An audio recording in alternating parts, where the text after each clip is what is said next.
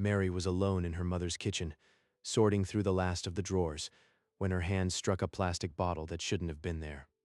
That's the smart bottle. Jessica said it broke months ago. She plugged her phone into the charger, downloaded the pharmacy app, and pressed the pairing button. The app synced. 9 months of dose logs began loading onto the screen, time-stamped and unforgiving. The numbers coalesced into a brutal average: 40%. Only 4 out of every 10 prescribed morphine doses had been given. That can't be right. Mom was supposed to be comfortable. What happened? She scrolled. For months, entire days showed 0 doses. Days her mother's journal described as calm. Her phone buzzed, the screen lit with a single name: Jessica. Not now. I need to think. She silenced the ringer, slipped the smart bottle into her pocket, and forced a slow breath. The proof was there. She just had to face what it meant. 9 months earlier, Mary Prescott was on another cross-country flight, her mother's terminal diagnosis a stone in her chest. She pulled up to her childhood home to find a hospital bed already set up in the living room, her younger sister Jessica moving around it in scrubs. I've got this, Mary. You have a life back east. I can take leave and be Mom's full-time caregiver. That's a huge commitment, Jess. Are you sure you can handle it alone? I'm a nurse, same as you. It makes the most sense. Mom needs someone here every day, and you can come when you can. She's right.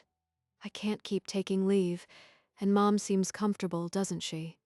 So Mary flew back to her job 3 states away, calling every night, flying home every other weekend. Each visit, Dorothy seemed thinner, her face pinched in a way that didn't match the journal entries Jessica read aloud. It's the disease progressing, Mary. I'm following the pain protocol to the letter. She's not suffering. Jessica knows what she's doing. I have to trust her. What else can I do? On her next flight home, Mary heard her mother's moans through the front door before she could even turn the knob. Jessica, she's writhing. Why isn't the morphine touching this? The disease is aggressive, Mary. I'm already at the maximum protocol dose. There's nothing higher I can give her. Look at the journal. Today's exact entry: patient calm, no breakthrough pain. The records are crystal clear. But the moans were cutting the hallway not 10 minutes ago. That journal entry can't be right.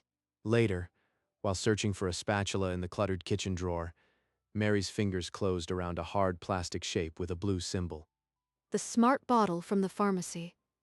I remember the pharmacist said it logs everything. Why isn't it on the nightstand? It was defective. The Bluetooth sensor failed after 2 weeks, so I switched back to the standard vials. No big deal. She never told me about any malfunction, but she's the one here every day. I guess I have to trust her. She placed the bottle back in the drawer, but the splinter of doubt buried deeper than any spatula could reach. On a rare, lucid afternoon, Dorothy opened her eyes with a clarity that cut through the morphine fog, but pain still pulled at her features. Mom wants to adjust the trust. She's been asking to provide for my kids' college. She's clearer than she's been in weeks. A trust amendment? Now? She can barely hold a spoon. But if she asked... Jessica slid a bound document onto the bedside tray, aligning the pen between their mother's fragile fingers. For the children? Do it? Jess, is she really competent to sign? She's in agony. It's a good day, Mary. The notary will come next week to finalize. I need your witness signature. It's Mom's decision. Exhausted and trusting, Mary scrawled her name beneath her mother's shaky mark, sealing the change. She sounded certain for a moment. Maybe this is what she wants. I'm too tired to fight. The trust now redirected a fifth of the estate to Jessica's children, and the notary arrived when Dorothy was unconscious. Mary returned a month later. The house smelled of stale grief. Her mother's cries reached the driveway. Mom. She's soaked in sweat. What is happening, Jessica? The disease is accelerating. I'm giving the maximum the doctor allows. Mary grabbed the journal from the side table. The morning entry read, "Patient settled, no distress." The timestamp was 2 hours ago. 2 hours ago. Now she's clawing the sheets. How do you explain that? Neuropathic pain doesn't always show. I'm following protocol. Call the doctor if you doubt me. A passing aide, arms full of linens, paused at the doorway and muttered, "Never seen anyone this undermedicated." Undermedicated. The word lodged like a splinter. The aide doesn't know the case. I'll note a pain breakthrough at 1400. It's covered. Mary watched Jessica write another clean entry, her pen scratching as their mother's whimpers climbed. The distance between the journal and the truth had swollen into a chasm she couldn't cross. 2 weeks before Dorothy's last breath, Jessica called Mary with an urgent note in her voice. Mom wants to update the trust again. She's worried about being fair. Come for the signing. Another amendment? Now? Something isn't right, but I can't say no without proof. She found Dorothy worse than ever, her eyes glassy with pain and sedation, a pen placed beside a new document. She had another lucid moment last night. I have the new amendment. You just need to witness. Jess, she's barely conscious. I don't think she can make these decisions now. She asked specifically to have it done before she goes. Are you really going to refuse her dying wish? Jessica guided their mother's limp hand to the paper, the scrawl barely a mark. Dorothy's lips moved with a whisper. Yes. Mary added her witness signature for the second time, sealing a quarter of the estate away from herself, not knowing the price that had been paid for that whisper. Dorothy Prescott died on a Thursday morning in late March, her body so thin the sheet barely held its shape. She's at peace now. That's what everyone says, but the quiet feels louder than the pain ever did. She's not suffering anymore, Mary. It was a gift to let her go. After the service, Mary drifted through the house, touching familiar things that felt suddenly foreign. The trust documents waited in a manila folder on the dining table, requiring only her signature to finalize. Just sign the acceptance, Mary. The amendments were Mom's clear wishes. It's what she wanted for the kids. What she wanted. But she was in so much pain. Could she really have decided anything clearly? Exhaustion won. Mary signed the acceptance, and the estate settled with a quiet finality that felt more like surrender. The house was hers to pack now. Rooms of a life that had ended not just in death, but in a slow, invisible robbery she hadn't yet uncovered. I'll start in the kitchen. Maybe there's something left that will make sense of all this. 6 weeks after the funeral, Mary began the quiet work of emptying her mother's kitchen, drawer by drawer. Keep. Donate. Trash. She'd made a system, but every object held a memory that made categories useless. In the back of the junk drawer, behind expired coupons and a broken garlic press, her fingers brushed the hard plastic of the smart pill bottle. The smart bottle. I'd forgotten. Jessica said it was defective, but it's still in the drawer after all these months. The pharmacist told me it logs every dose. If it's truly dead, there's no data. But if it's not, She plugged her phone into the charger on the counter and spent an anxious minute downloading the pharmacy app from the cloud. this is probably nothing, just a dead bottle. But I need to know. The Bluetooth symbol blinked on the bottle for the first time in months as she pressed the pairing button. A progress bar appeared on her phone. 9 months of data pending. 9 months. That's exactly the whole time Jessica was her caregiver. If this bottle works, The phone chimed. 9 months of dose logs spilled across the screen in a damning digital cascade. The summary line hit like a gut punch. Average dose dispensed, 40% of prescribed. 40%. Mom was in agony for 9 months while someone pocketed the difference. She scrolled to a date she would never forget, the morning of the first trust amendment. 0 doses. Not a single milligram in the 12 hours before their mother signed away a fifth of her estate. The second amendment date mirrored the first, a flat line of withheld morphine, then a signature wrung from pain. She was lucid, Jessica said. Lucid and in so much pain, she would have signed anything to make it stop. The graph told a story Jessica's journal had tried to bury. Every lucid day was a day of torture. The bottle wasn't defective. It was a witness, and I put it back in the drawer like a fool. She didn't put it back this time. She set it down next to the journal like a silent accusation waiting for a judge.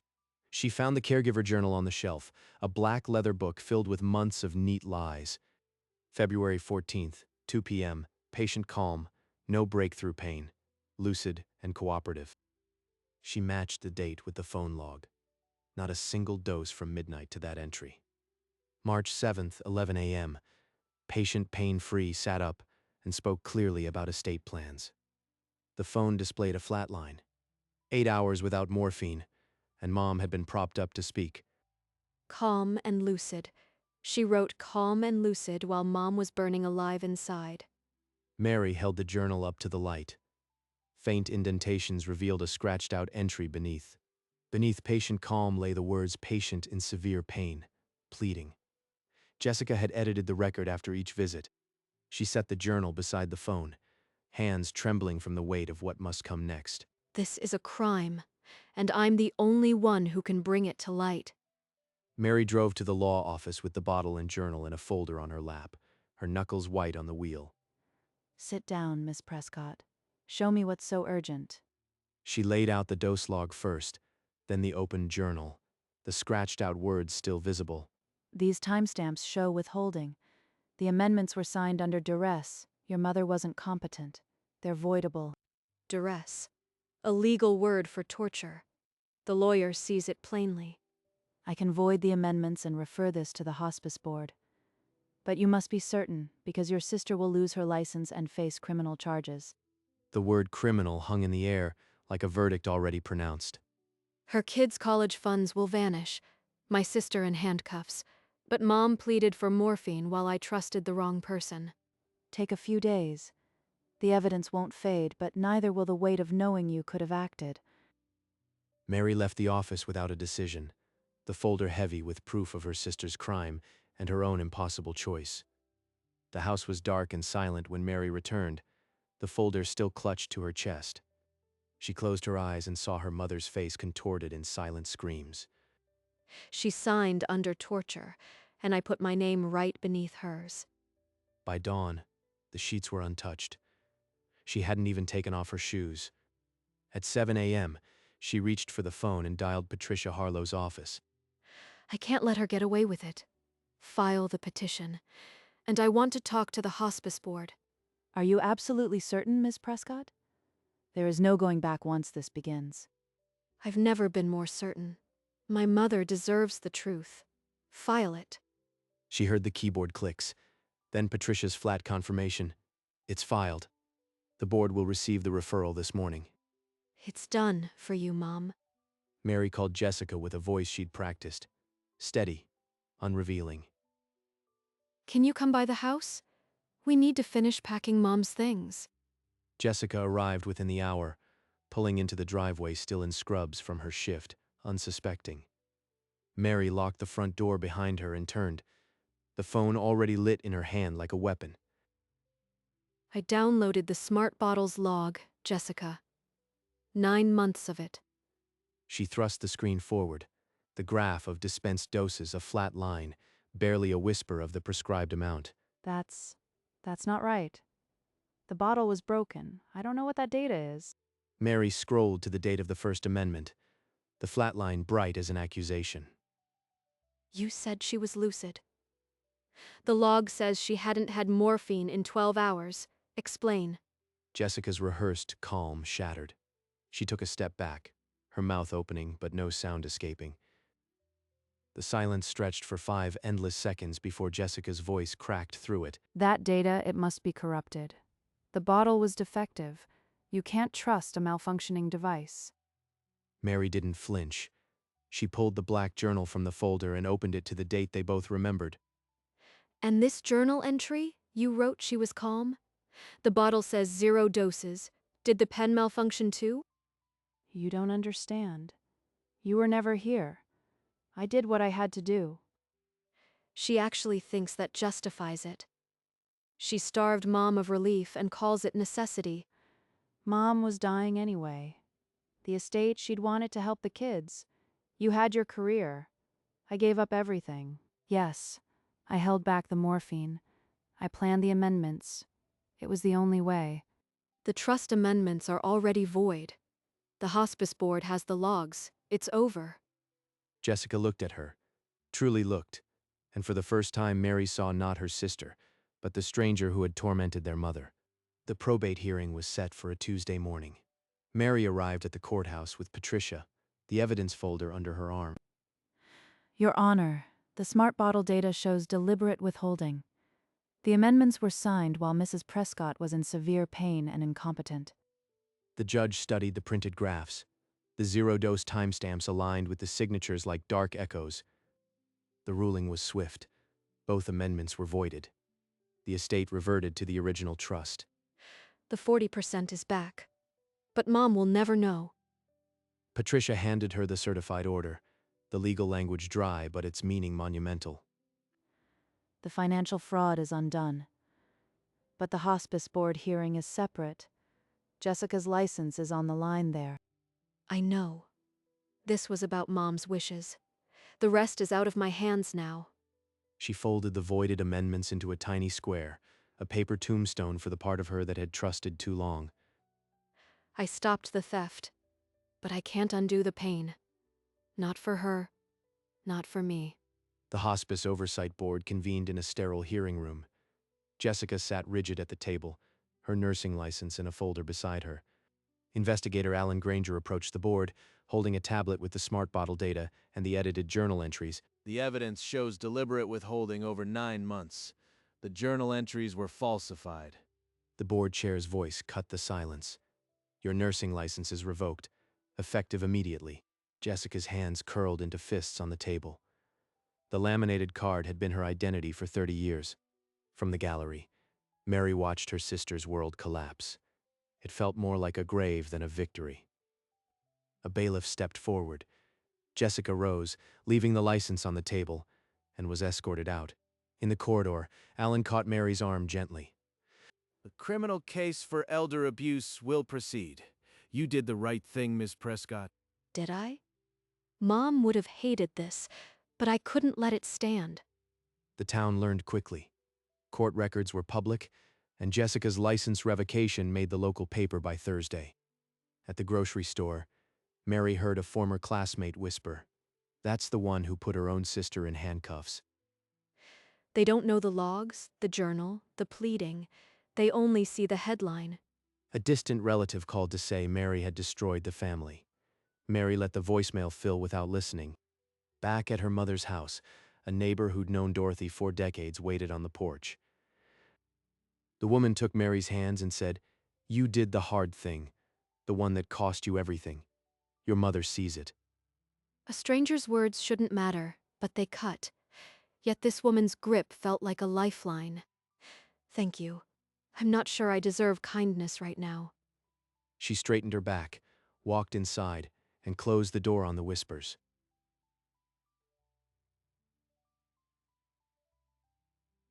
The truth is out. I'll carry the guilt of exposure, but I won't apologize for demanding justice for Mom. Mary used the restored estate to endow a pain management chair at the local hospice, named for her mother. At the dedication, a small crowd of staff and donors gathered as the bronze plaque was unveiled. My mother suffered needlessly because her pain wasn't monitored closely enough. This chair will teach nurses to listen. Her voice wavered but didn't break. The audience was silent. This is for you, Mom. Not just a name on a wall, it's a promise. After the ceremony, Mary lingered by the plaque, tracing the letters with her finger. The chair will train nurses to catch the signs I ignored. It won't bring her back, but it might save someone else. She pressed her palm flat against the nameplate, letting the cool metal steady her. I'll carry what I did to Jessica forever, but this is the right thing.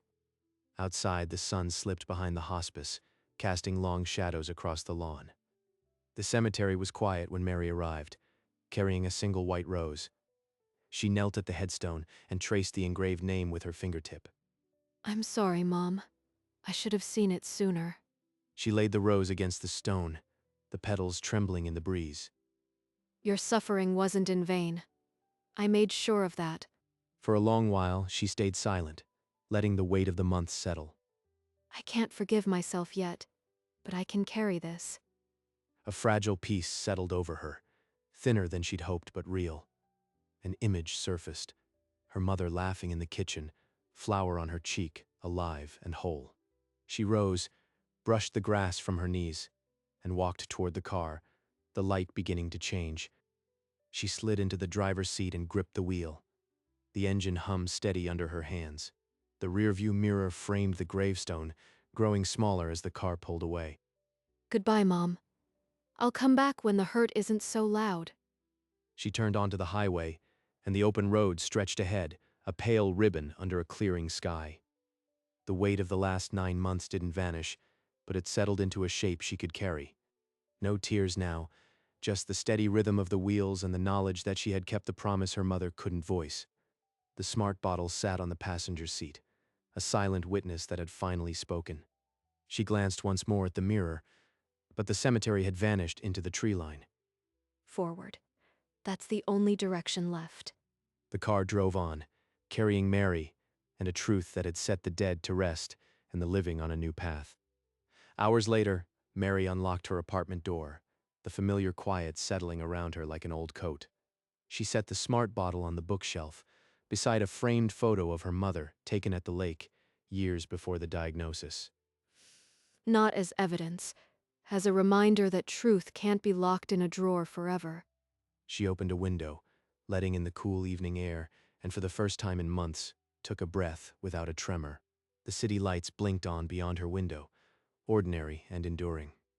She had no guarantees about what tomorrow's criminal hearing would bring, but she'd shown up, for her mother, for the truth. The hospice chair was established, the amendments voided, the license revoked. Some wounds wouldn't close, but they'd stopped bleeding. I'm still a nurse. I'm still her daughter. That's enough. She turned off the lamp and lay down. The smart bottle's faint blue light still blinked on the shelf. The log had finished its work, but the bottle remained, a silent testament to a promise kept. Morning light slipped through the blinds, catching the smart bottle's blue light, now steady and constant. Mary woke and dressed in scrubs, her movements automatic but no longer heavy. Another shift at the hospital, but today I carry Mom with me differently. She paused by the shelf, touched the photo frame, then the cool plastic of the bottle.